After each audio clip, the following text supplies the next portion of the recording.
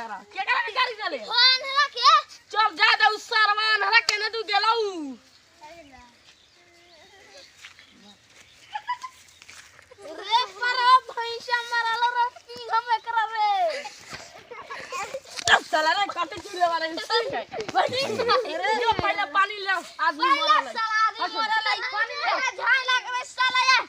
तेरा हाथ से है त बगो ए बगो सुता सरवा ए परा बगो रे ए बगो तेरा पानी करीब करे पानी ले रे साला उ कथि कहै त तोरा कहलिए पानी ले आवे ए बगो जाई रे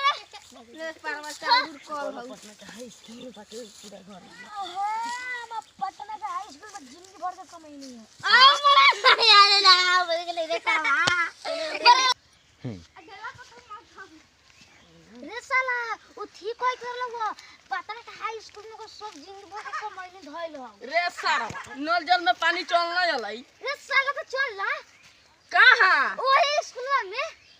रे बहिरा कथि कहै ती सरवंटिया रे कथि कहि बड़े रे परवा रे साला कहै दियो पटना के हाई स्कूल में ओ कहलो हो ना जिंदगी भर का कमाई नहीं ओकरा ओही में धइल चल हमने देखे के रे परवा जइबे कहू ना हो तो करे ना हो तो पैसा ना हो तो उतने को बोल तो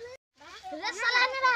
एगो बात कहियो ओ ठीक कहलो वो पटना का हाई स्कूल है के नो ओही में ओकर जिंदगी भर के कमाई नहीं धइल चल ना देखे के साला नल जल में पानी कहिया ना अलै और जिलेबी बात दे देले तू अभी रुए पाना तो कहि तो चल ना देखल जाई कथि उहे हाई स्कूल में मेरे पूरा को जिंदगी भर कमाई नहीं ना कहलो वो साला गाड़ी ना दे जाके बहिरा से आन्हरा से बतुओ रे रे बोल ना कहलो वो सरे ओ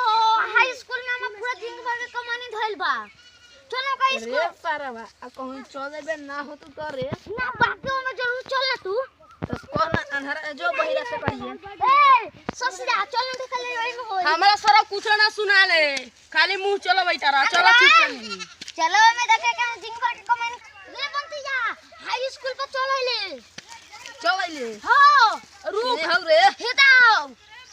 रे परवा वो उगते ना हौ रे तू आन्हर बारे हे मा चल के ना चलियो रे हे मा चल हे मा चल हां हे मा चल तू रे आन्हरा खोल कबन के खोल हां रे सारा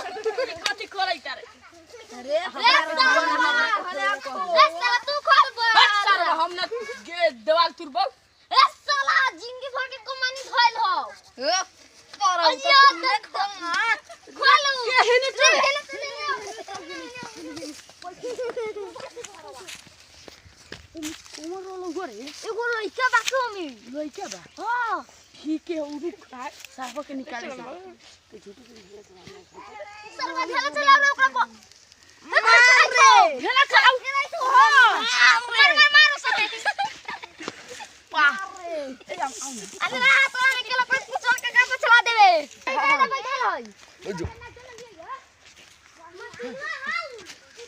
बाबूया का करत रहला छी छी जो पहिले हाथ धो के आ हम नाने कुछ करे हो तोरा नाम पर जिंदगी भर के कमाई हां केने देबो धले बास रे ई सारा वो हमनी के मुंगा फसल है हां सरवा झुका मार